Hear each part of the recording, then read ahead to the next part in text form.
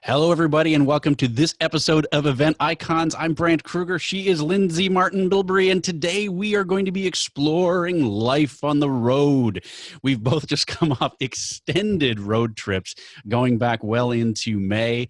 It's now the beginning of July as we're recording this, so we wanted to just take a moment and take a breath and go through things that we learned, things that we liked, things that we didn't like, and even some of the toys and travel accessories that we picked up along the way.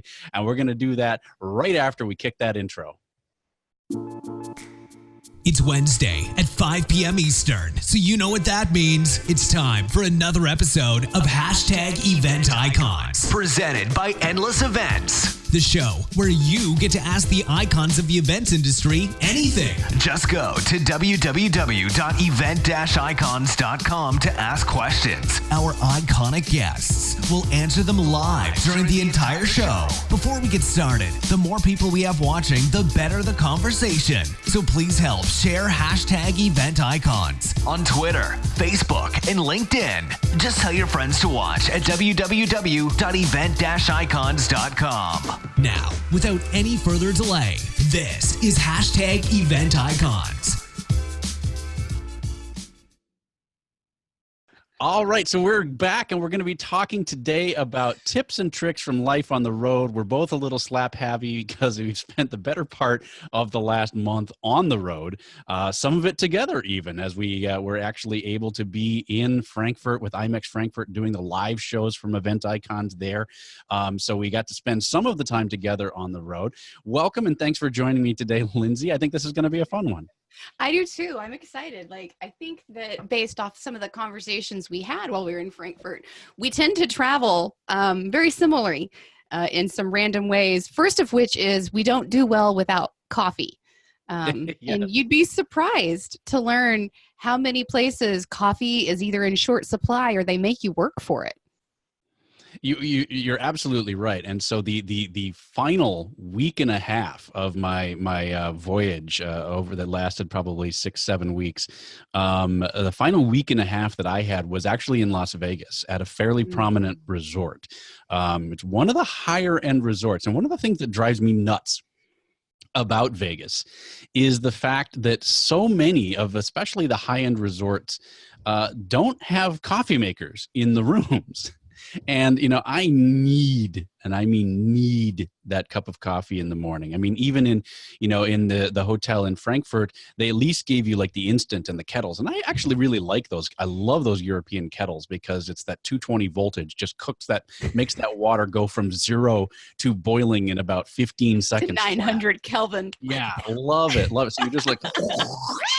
and it's boiling and you just pour it in. It's like you do the instant coffee and it's just right there and it's ready to go in actually less time than a lot of the like Keurigs as they have to heat up their elements and all that kind of stuff. So you're making me come out with my big gun right away by bringing coffee up right away. Did you just want me to get it out of the way? Was that the whole? Well, see, the thing about it is we've been talking about it for literally weeks, and it's true.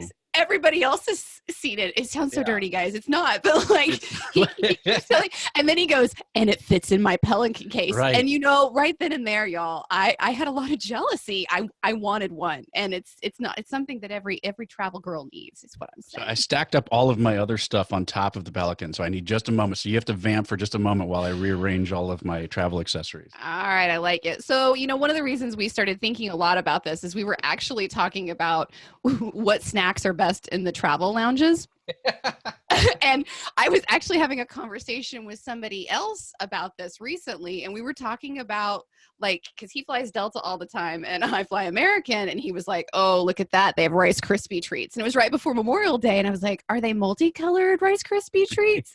And it's like, that's the sign that you've been on the road too much, when you're like, ooh, is it that but not this? What do we really want about that? And then those people who only get to travel once or twice a year, are we really those entitled people? And I say, yes, we probably are. There's definitely something to that opening segment in Up in the Air where he talks about kind of the travel lifestyle, and you do kind of get into a groove where you just, this is your life, and your life is this, and then you go to that, and then you've got to have the right luggage, and you've got to have all of that kind of stuff.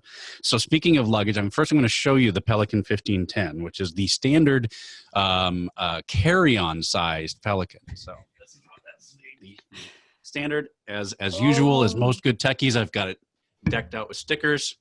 And for our audience at home, please note that this is way more organized than Will Curran's will ever be. And we are always, when we travel together, hoping, everyone's praying that we haven't lost Will's Pelican case, even though it's 15 times larger. Once we look in here, though, there. And it's orange. Oh, Brandt. It is a perfect fit for the Pelican 1510.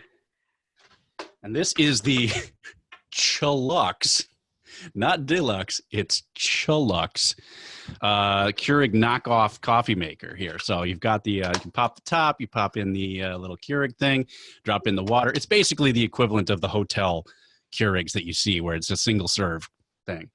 And that, ladies and gentlemen, was $20 on Amazon and worth every penny of that $20.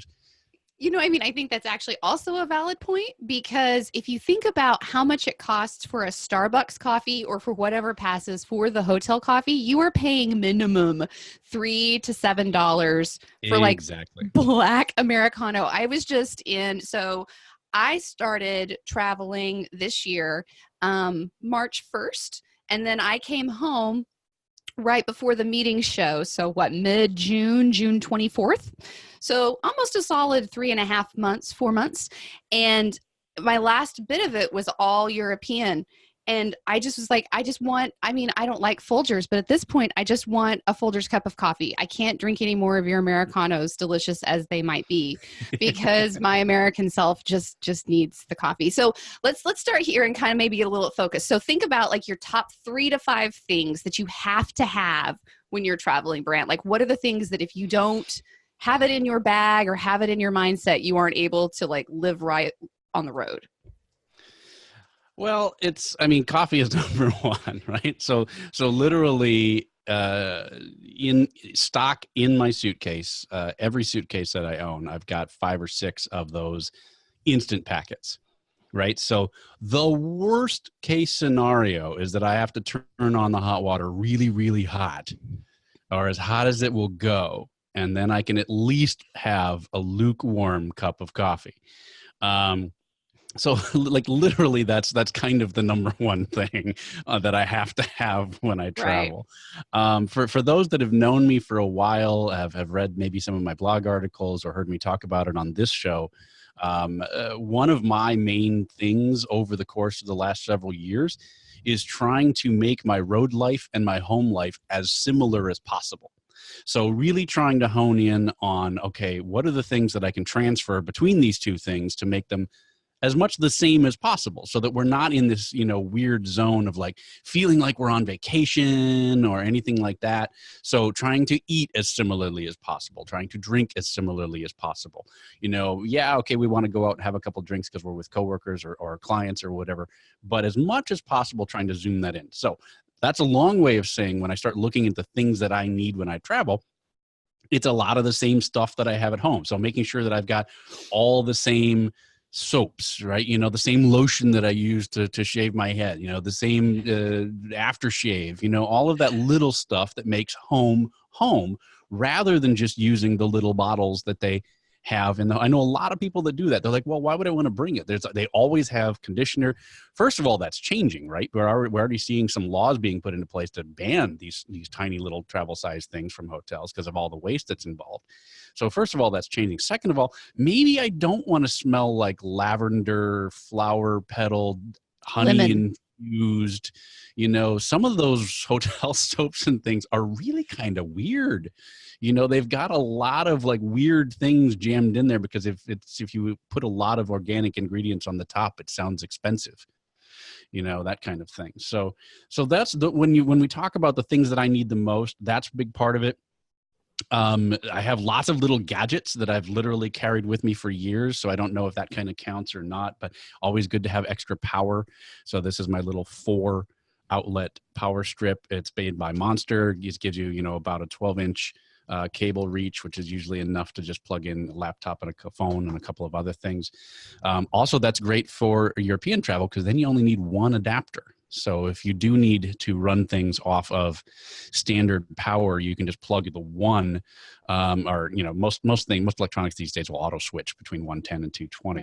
Right. But you could just use the one power. Unless, ladies, it's for your hair dryer or for your straightener. For that one, just go ahead and like think about how long you're going to be there, because I fried more than one like straightener or curling iron before I was like, screw it, I'm just going to buy one. So I have one for Europe and I have one for England and everything else. And we just like throw them all in when I know I'm going to be encountering them. So no. At some point you buy the coffee maker, right? At some point you buy the curling iron. For you, it's curling iron. For me, it's coffee. At some point it makes sense, right? It just makes sense. And I'm always down with that. If that's something that makes sense to buy.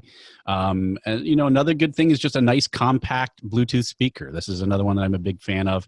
It's the Ounce Angle. And I forget the maker, the original brand. But I think it's just the Ounce, apparently. OONTZ.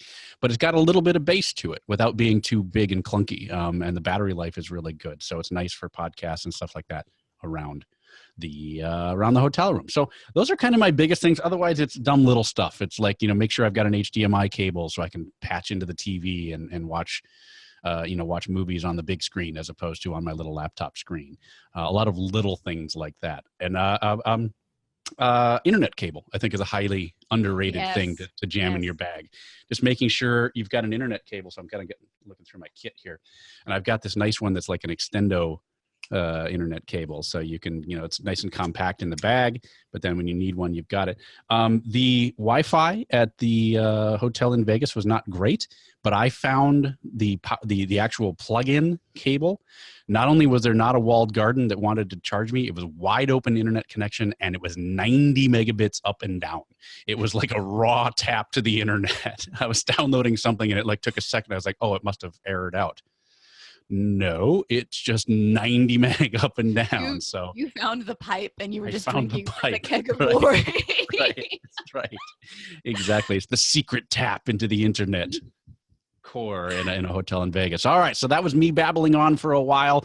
Lindsay, start hitting us with your top 5 or so things. So, you've covered a lot of what I like from a technology perspective. I'm a Mac girl, so I have to have all of my dongles. I have one, it's actually currently holding in for my microphone, but it has it where it can flip in all my HDMI, and I carry 2 or 3 of them because I always end up inevitably misplacing one. And then when you get on show site, somebody needs one, right? And so I have this whole bag, and it's like literally every dongle applicable for a Mac from the last 10 years, because Apple is going through this thing where they're like, we aren't going to use USB anymore, except everyone else still does. Right. So there's that one. I have to have global entry.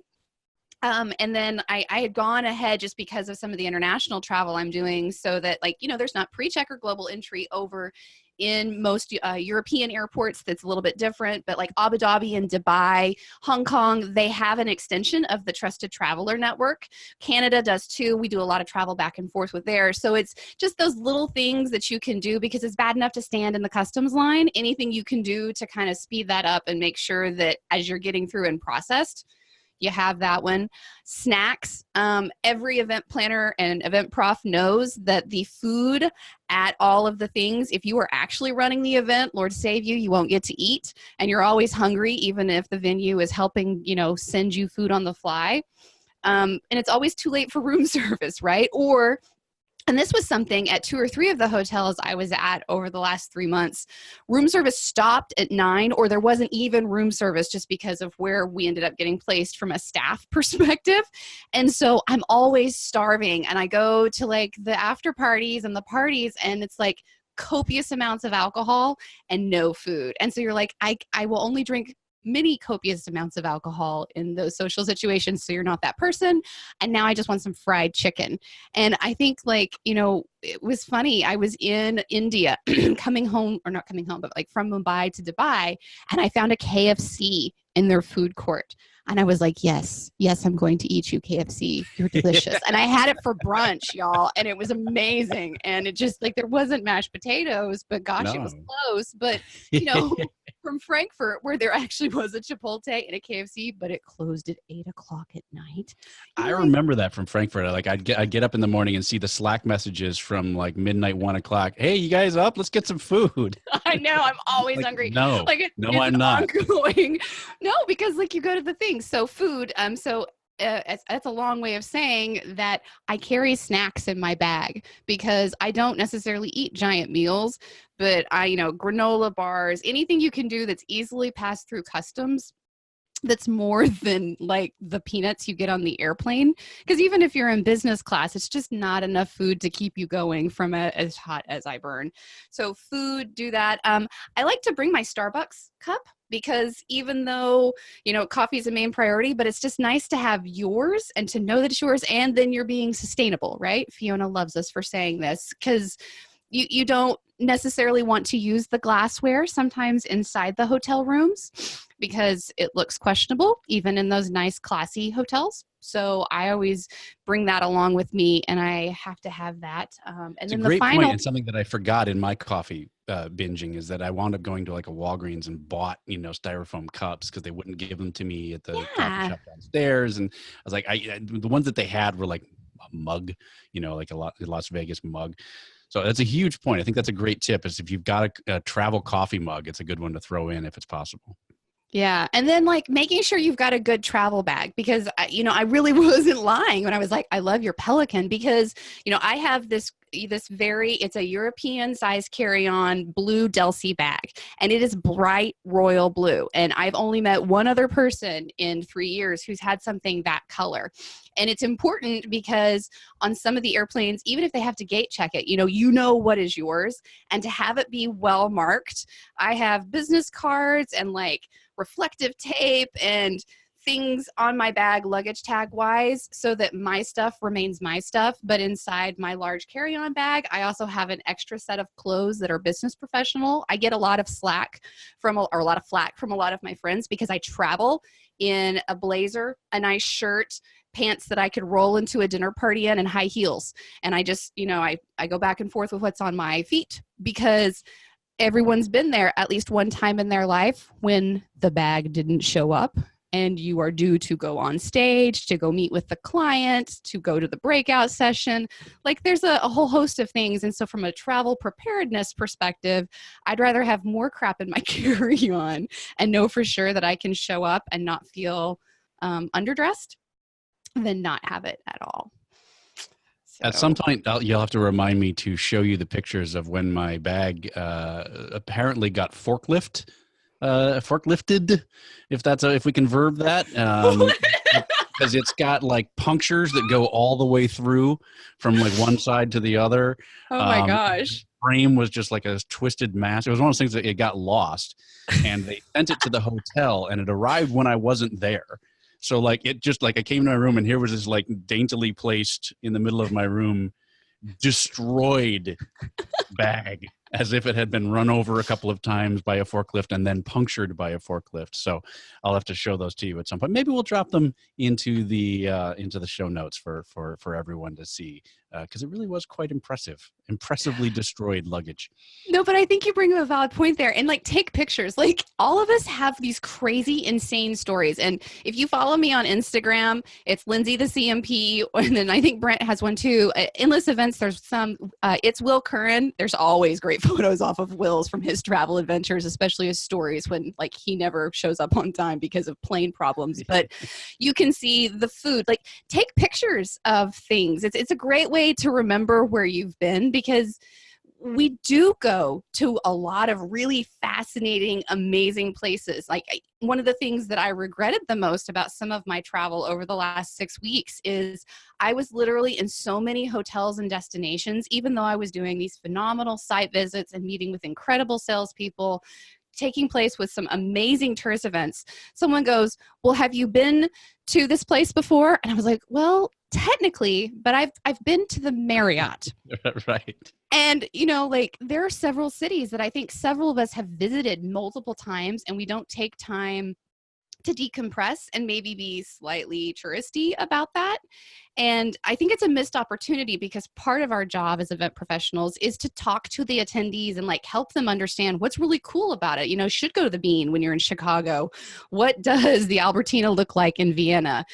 Could you go to the very top and see the big Buddha in Victoria's Peak in Hong Kong? Like those different pieces and elements. It's not just, is there a built-in LED wall in the Hong Kong Marriott? There is, though, and it's awesome. You should see it. But also, where is the best dim sum in town? At the Four Seasons. So it's like little pieces like that. How do you help communicate it and also look back at it and not feel like maybe you just went and visited the Marriott, though the Marriott was fantastic?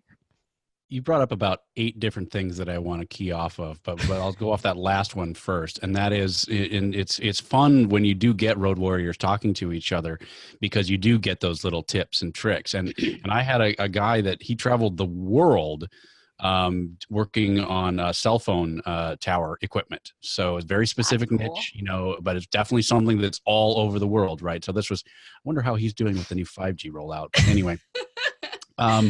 And so he was a Chicago guy, so he had the thick Chicago accent, and he told me that the best sushi in the world that he had was in the Minneapolis airport. Huh. And so when he found out that I was from Minneapolis, he's like, you have to just go to the airport just for the sushi. Like, because I'm usually coming or going. It's like I haven't had an opportunity to really test him on that, but that's what I was told, is that the best sushi in the world is at the Minneapolis airport. So when we all come into town for ILEA in like a few weeks. Dang. You're gonna have to do that. Yeah, just come in a little early, or head out to the airport a little early so that you can have sushi, and see if that theory is actually correct. The other thing, if you actually you reminded me of something, and then Francis was talking about power banks, and I think that's another huge one that you got to have. I've got one that I want to grab and find out the model number, because it's got some special powers in addition to just power. So go ahead and vamp for another second while I dig back into my bag. See what he does, guys? He makes me vamp. All right, so I have to tell you a little bit about my Hong Kong trip, because I went, and it was we were going for an incentive event that we were trying to source. We were looking at several different destinations, and the pictures on that one, from a complete confession perspective, I love food, but I'm not a foodie per se. But I think Hong Kong turned me into it, because I ate more in the Hong Kong visit. Like I ate an entire Peking duck. It is featured on my Instagram, and I swear to God, y'all, it just like they took it, and we'd had all of this dim sum leading up to it, which was phenomenal in and of itself, as one would expect from a 3-star Michelin restaurant. But then they literally brought out this entire Peking duck, which was just dripping in duck goodness. And then they took it apart in front of us, and then they put it on pancakes, and then they went back in and they chopped up the leftover meat and they put it on lettuce wraps. And we had a kitchen tour with the chef scheduled, and like we were in such a food coma. The client was like, I want to go back there and meet him to tell him what an amazing job he did, but I literally cannot stand right now. And I mean, she hadn't been drinking. There was nothing but food coma from this amazing Peking duck. And so like that was a great example of why it's important to just sit and like allow yourself this 4-hour extravagant, because we are always so busy, right? We're not going to do 4 hours to eat. Take the 4 hours, eat the duck. That's a quote right there. I mean, right? That's just take the 4 hours, eat the duck. And like I've been in that position, oddly, and it took a couple hours. I don't know if it was 4 hours, but it was definitely a couple hours. It was a big duck. Yeah, this was in Scotland, actually, in Glasgow at the Ubiquitous Chip. I still remember the name of the place. That's how good that duck was. In Scotland. So, all right. So the thing that I went to get was the power bank. And so this is a fairly ordinary looking power bank. It's got a button that lights up, hey, that's how much juice it's got left. That's great. It is the RAV Power RPWD03. Very exciting name there. Like the Toyota RAV? Right. RAV power. Yeah, like RAV. It's got a, but it's like I said, it's got some unique features, and that it is also a portable hotspot, but not one that's connected to anything. Now, why would that be useful? Exactly. You'd be surprised. So what it lets you do is it has a USB port in it, and it has a standard Ethernet jack on it. So if you have a hard line, you can plug it into a hard line, and it becomes a hotspot on the hard line that you can then connect multiple devices to.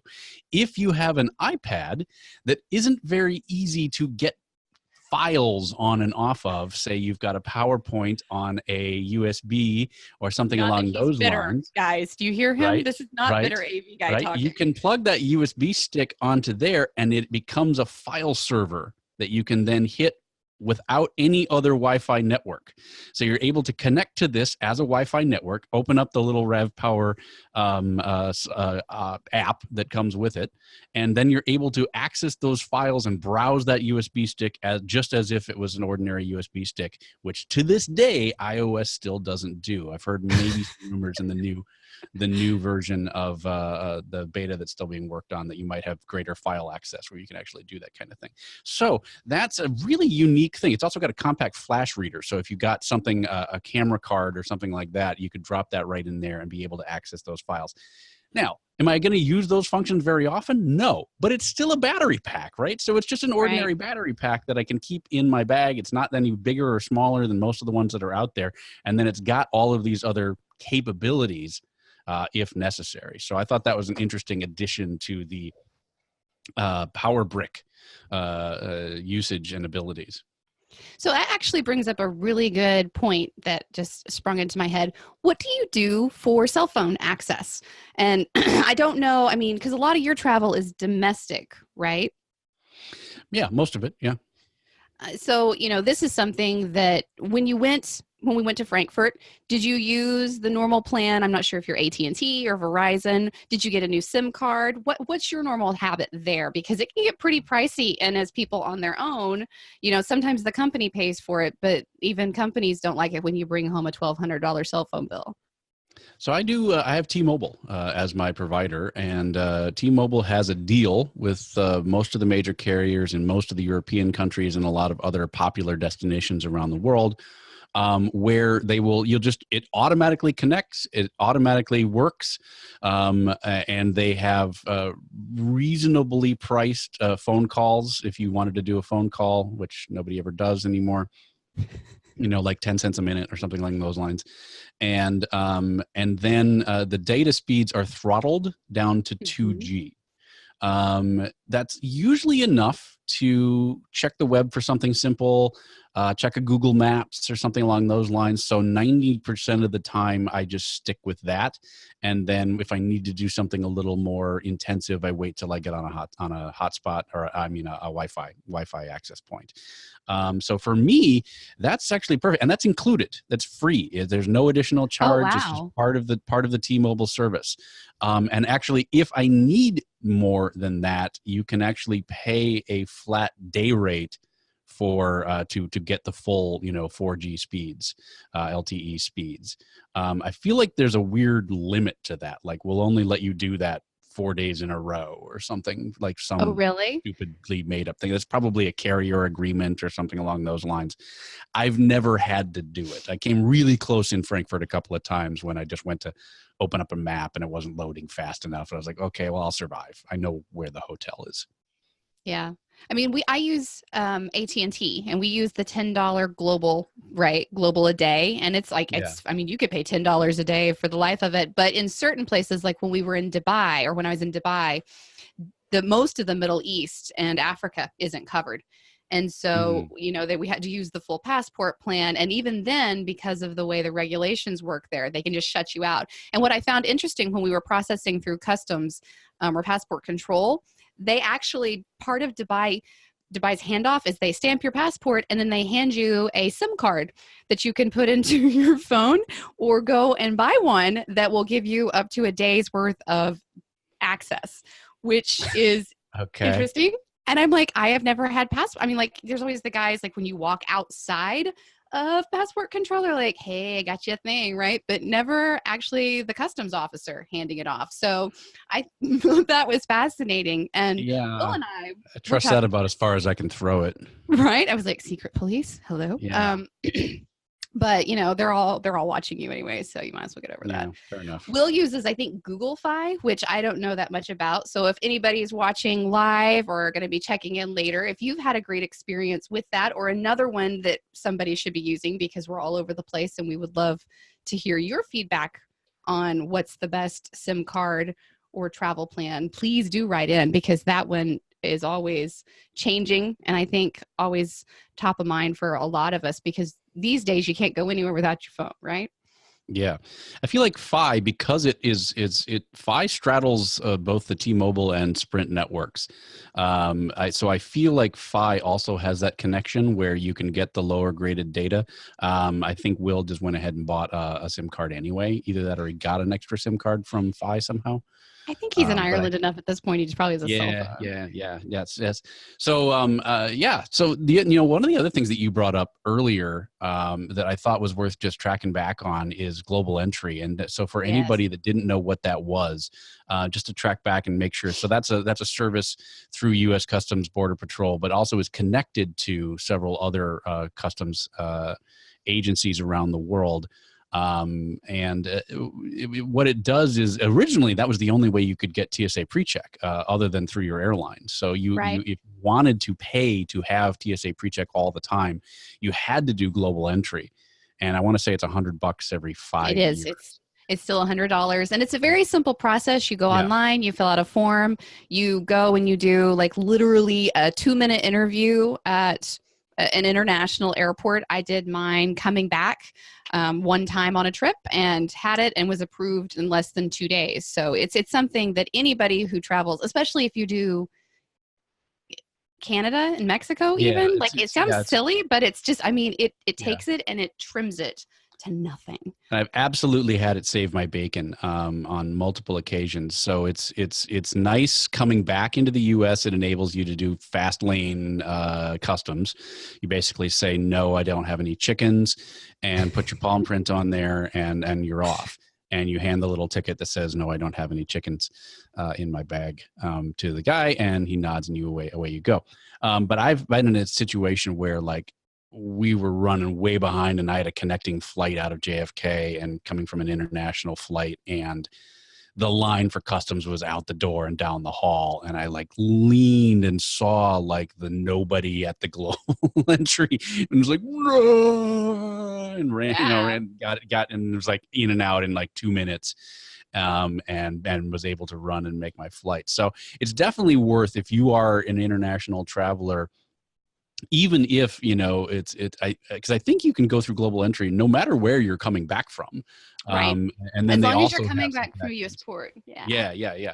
And a lot of the Canadian airports will actually have U.S. Customs built in a secure area there. So you're actually able to take care of it while you're still at your departure location and handle it there. So it's definitely, I've found it to be well worth that $100 every 5 years. It is funny though, I was really early on and I did not get a 2-minute interview. I got the 20-minute interview explaining the ins and outs of bringing fruit on a plane, and the guy was really serious about it. And like, I think you just look more suspicious than I do. Yeah, I've had mine for years. I am pretty shady. That was even before I shaved and started looking like a supervillain. So that was the case. So I just wanted to make sure that we went back in that one and didn't leave that out, because that is a huge tip that has definitely saved my bacon, along with PreCheck. And Clear. Yeah. You got to throw that one in there now too. It actually bothers me that they keep seems like every 5 years they come out with something else I have to pay for in order to have the shortest lines and all that. But I've already got that, and I've already got that. Why do I have to pay another $100 a year? I've turned into Jerry Seinfeld there. So I want to come back to something you mentioned. Maybe it was before we started recording or something, but lounges. So this is Yeah. whether you travel frequently or not. And, you know, if you do travel frequently and your status is such that you're almost at lounge level and they offer to say, do you want to pay this incremental amount to become a lounge member? Give them your money.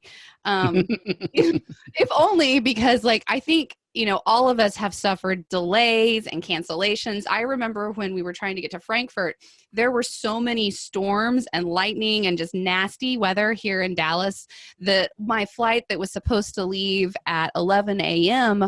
that Saturday did not end up getting me there until Monday morning, a day and a half later, for what should have been a 7-hour trip. And so I spent most of that in the American Admiral's Lounge working and talking to you guys and like trying to talk to all of the people who were helping me make sure that my travel was working, because I was cheating on my airline by flying Delta.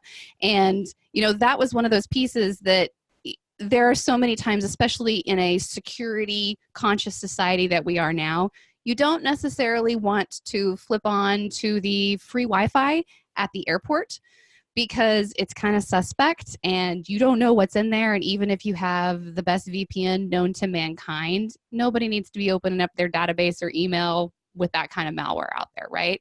And so from a lounge access perspective, it really is a pretty valuable tool in your Road Warrior toolkit, because you have a comfortable chair, you have food that you've already paid for and will probably pay for itself by February because, you know, the Rice Krispies are there. You should eat them. Free coffee and Wi-Fi that's protected and slightly more safer than what you'd encounter. And I think based off of what I hear from all my other travel buddies in different airline worlds, everybody's lounges are pretty similar. You know, it's nicer if you're flying first class, but who among us is that person? And if so, can I come work for you?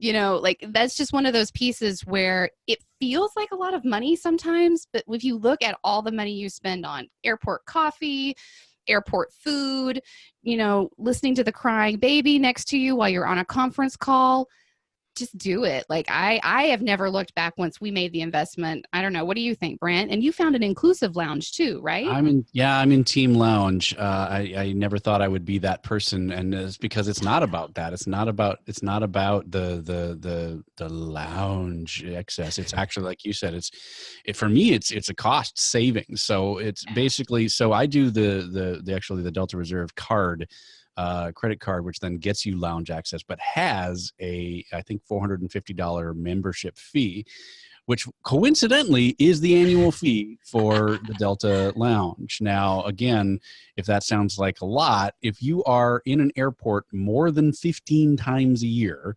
that's what your $29 access fee to get into your average lounge is. I think the Delta lounges are $29. It might be higher than that. I don't know. But I feel like it was in that neighborhood last I looked.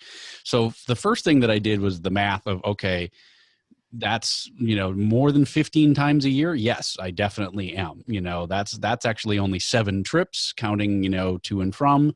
So, you know, I definitely like getting there a couple, you know, maybe an hour plus early. I know you run things a little bit later, but I like that. Get there early so you're not running. It depends. It depends. So that I can have my cup of coffee in the morning and all that kind of stuff and be settled and not be running. And then the other thing is just I actually literally added up the amount of money that I spent in airports on food and beverage over the course of a year. And it was well over $450. So for me, it absolutely was about, you know, so I can pay less than what I was paying to eat in crowded, overpriced restaurants. I can pay less than what I would be paying to do it on an individual day-by-day basis. Okay, great. Let's you know, consider it an annual cost that gets spread out over the course of time, and it's so much nicer. It really and is. you know, even if you're client side, right? Like we look at it from the outside just because we run our own businesses and like thinking about that. But if you're working, I remember when I was traveling for associations, when I was a corporate business traveler, you know, and I think you again brought up a good point with the credit card too. Sometimes the corporate credit card you travel on doesn't necessarily get you the extra bang for your buck. It doesn't always get you the lounge access. It doesn't necessarily get you extra miles in order to get you to your elite status quotas better or to get you to those upgrades. But all of that saves you and your organization money in the long term, and it's really not that big of an investment. And I think that's probably the final piece around thinking about lounge access, but picking some group, some airline, some partner, and sticking with them, being loyal is some of the best advice that a road warrior can have. Like, if you kind of like Marriott over Hilton, go give all your money to Marriott. They own everybody at this point anyways. It's going to be worth it, and just be part of Bonvoy. If your hub is an American hub, be an American flyer and be them as much as you frequently can, and fly inside the One World Alliance, and then figure out the wizardry off thepointsguy.com so that you can take the miles you cheated on through Emirates because there are no American flights out in Dubai to come back and give you credit on the One World. But like, find your partner traveler and stay with it. Don't stray, because you will then end up just making little investments and never getting some of the benefits as a road warrior that are due to you, like vacation miles, so that when you take time off of this job that you travel for all the time, you and your family can go and enjoy Disney World like Brandt did recently. Yeah, except for I bought those tickets so I could get the miles. Lame. Lame. I think it's a fantastic point, and I'm absolutely in that camp. I've been asked, by clients, hey, can you use budget carrier X? And by the time we added in making sure that I had a seat reservation, because that's $10, and making sure, and the luggage fee, and that's another $75, and it was like within 50 or $100 of what my carrier would have been. And I literally said, had I known that was going to be the case, I would have kicked in the extra $100, to just to make sure that it went in, went into my mile bank and all that kind of stuff. So it's those budget carriers, they get you going and coming, and so you have to just take that into account, and then take into account that your vendors, are going to charge you if they have to use your carrier and have to have a luggage fee or something along those lines. That's going to go into your travel expenses. So my, ability to get 2 bags in for free and then eat at the lounge is actually going to save my clients a lot of money over the long run, depending on whether or not we're doing, actual expenses versus, a per diem or something along those lines. What's one thing we haven't talked about is trains. And I think that that's actually a mode as a travel warrior that most people don't necessarily take advantage of. Now, if you're doing long haul, obviously you can't take the train from New York City on over to Frankfurt. But, once you're in the European Union, once you're in certain parts of Canada, there's really some lovely options. I was trying to get to Montreal or Quebec City, and the flights into there I was coming from California from a different event, was going to be like 6 times the cost as if I flew into Montreal and then took a 3-hour train ride into Quebec City. And frankly, Brandt, it was really actually incredibly relaxing. The Wi-Fi was amazing. The train was clean. There was food, not to mention there was this beautiful river that traveled with me. And so the views were phenomenal. And I've had the same experience, especially if you're on the East Coast. Everybody's taken the train or the Bolt bus once or time from DC to New York up to Boston, but like taking it into Philadelphia, that's one of my favorite ways to come into the city, because when the Amtrak comes through and you see all the graffiti, you really get a sense of what the city's like and just the culture and the essence. And that's a lot of fun in a way that we don't always get to experience it, especially once you get to the Philadelphia Marriott and Convention Center and you never leave again. Yes. Yes, I've seen all the finest sports bars around the world, all the finest hotel sports bars from all over the world. Okay, well, we're starting to wind down as we move into this. Any other specific tips and tricks that you can think of over the course, or maybe just lessons learned I definitely learned some lessons, but if you'd like to go try and take a tackle at that, I'm curious to know over the course of the last month if you learned any lessons. Jet lag is real, whether you are flying east or west, and you are going to be more tired and drinking all the water that you need to do. So I think that it's important to sleep. Sleep on the airplane if you can. Take the naps. Take the nap at the airport or the lounge or in your hotel room before you go and do the thing if you have the time, and make sure you can budget the time in, because otherwise it's almost like you are drunk and showing up at the thing, and that can be terrible for you from a long-term perspective. Take the time. And, I think that there's an old Irish adage that anything can be solved with a little bit of sleep and a little bit of water. Right. And so making sure that you're taking care of yourself, make sure you have the number of some kind of health care, right? Especially, where all your insurance is, but where is the 24-hour emergency care if you get, food poisoning? Where do you go when someone goes missing? And then the final thing, and this is a lady travel trip, is making sure that your tracking's on your phone or whatever device, and always letting somebody know where you are. And it seems silly, and it might seem overprotective, but I don't know how many times I've been at an event, especially in Vegas with these large events, and you can always tell the first timers, they're wearing their name badges as they're walking the streets, and you just want to be like, honey, no. But tell people where you are. If you're traveling by yourself, just shoot it out to your social media network and be like, I am here and I am supposed to be here at this time. And I want to make sure that somebody from an accountability perspective checks in and makes sure that I'm not dead on the side of the road. And, I hate that in this day and age, we still have to have those conversations, but in an industry where 80% of us are still the females, I think it's a smart travel trip for us to be taking advantage of. How about you? So one of the things that I learned is that I don't want to travel that much in that concentrated amount of time.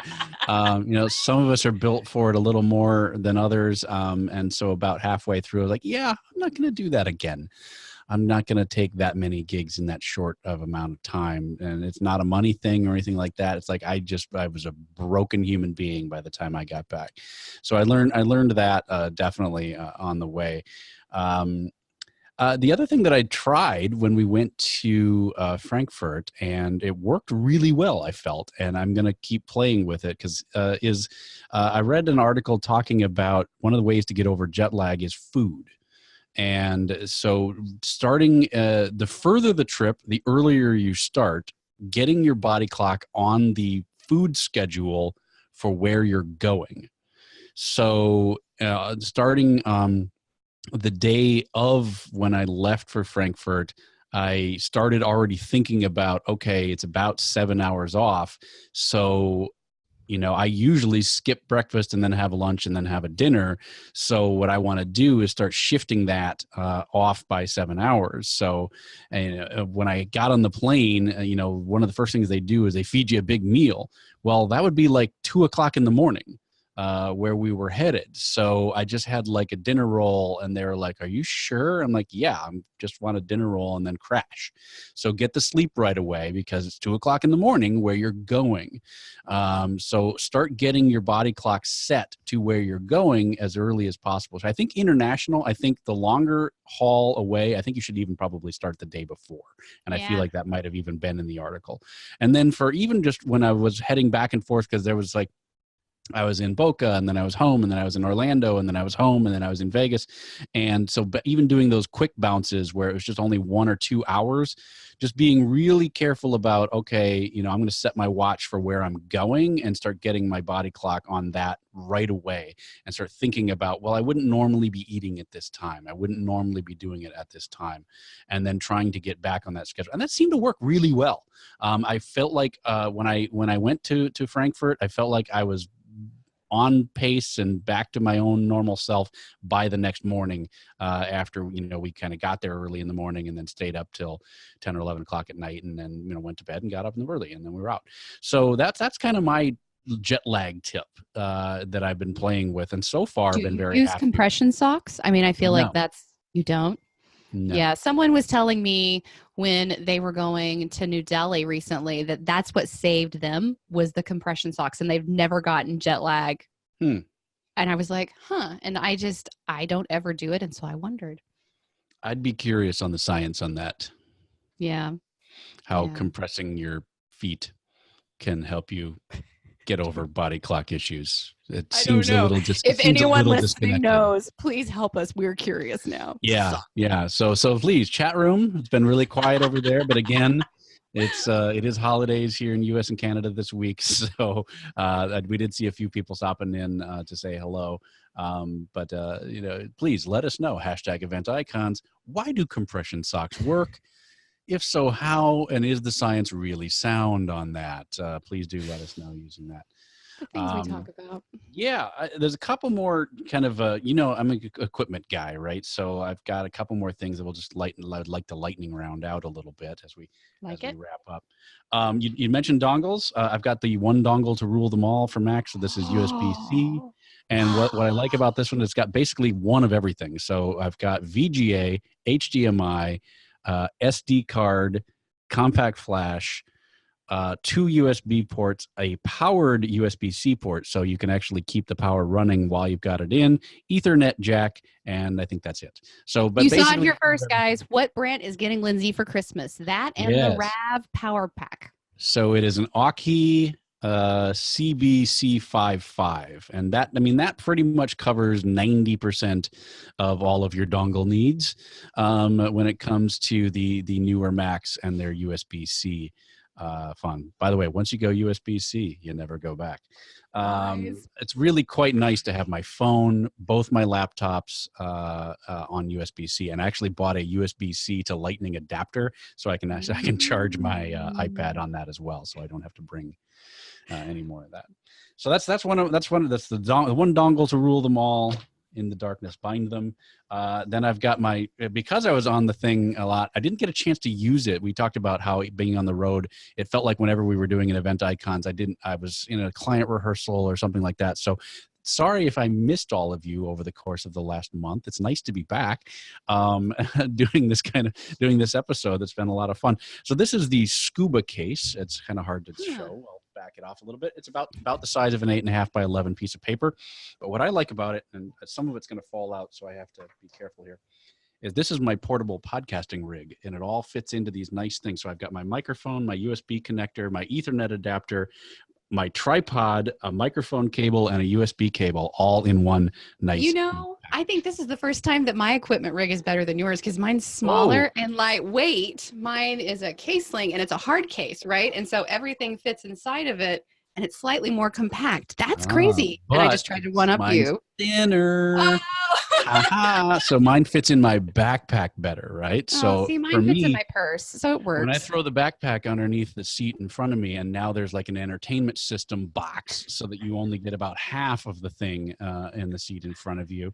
This still fits underneath inside my backpack. So that's why I'm all about thin. So actually, if you look through most of my cases and things like that, they're all really flat and skinny. I mean, that brings up a good point. Like we have this running joke with the Event Icons hosts about like, we always like, if the guest doesn't show up, we're going to do a what's in my bag episode. Right. But like literally my travel bag is like this. And so it has the flap over, but like the best investment I ever found is it's got something that actually zips. I can't do it just because I can't do the Vanna White as well as Brad does. Backwards but, you have it come in, and so your laptop fits down inside of there, no matter what kind of laptop size you have, and then it's always safely bound in. And then you have all those other very little things that fit in for your iPads and pieces, and then it will also fit under your seat, including that, whether or not it's flat. So ladies, it's okay, because that will also fit 2 pairs of high heels, a set of business outfits, and your computer. Nice.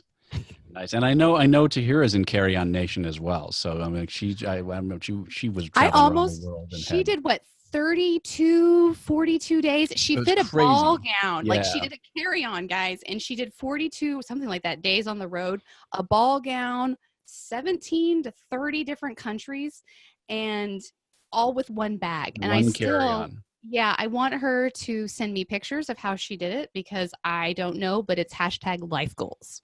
Yes, absolutely. We would have loved to have had her on this episode to get her travel tips, but she's so Absolutely. casual about it. Most of it would just be like, yeah, you just pack it. That's what makes And, Tahira and such it a rock fits. star. Yeah, exactly. We all strive to be like that, truthfully. All right, I've got one more. What else do you have? I mean, really, that's it. We've talked about, the self-care tips. We've talked about the must-haves, the lessons learned. We've talked about the hotel things we like. We talked about the fact that coffee is a must-have for all of us and necessary to be found.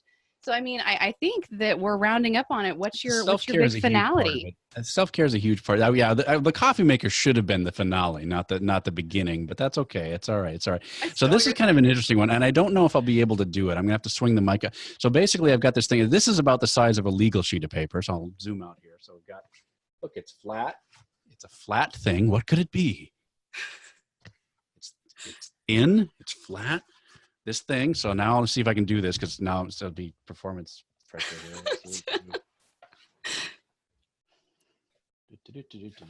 This isn't going to work at all once they move it to audio. Yes.